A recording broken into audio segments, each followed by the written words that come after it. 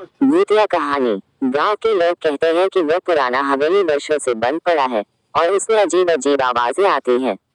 कोई भी उस हवेली के पास जाने की हिम्मत नहीं करता था। एक दिन गांव के 3 दोस्त राजू, मोहन और संजय ने तय किया कि वे उस हवेली का रहस्य जानकर रहेंगे।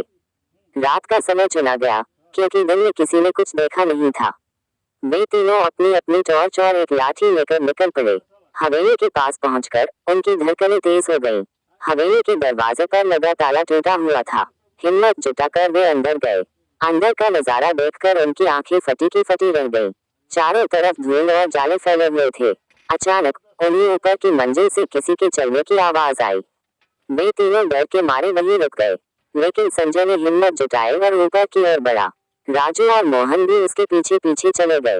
ऊपर पहुंचकर उन्होंने देखा कि एक पुरानी पेंटिंग दीवार पर टंगी थी और उसके नीचे एक बूढ़ी औरत बैठी हुई थी।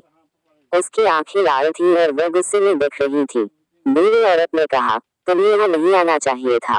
तीनों दोस्त डर के मारे थर थर कांपने लगे। तभी बूढ़ी औरत हवा में गायब हो गई और एक जोरदार हंसी गूंजने लगी। तीनों दोस्त तेजी से बाहर भागे और कभी वापस न आने की कसम खाई। उस रात के बाद से गांव के लोगों ने उस हवेली की और भी डरावनी कहानियां सुननी शुरू कर दी। हवेली अब भी वहां है, लेकिन कोई भी उसके पास जाने की हिम्मत नहीं करता।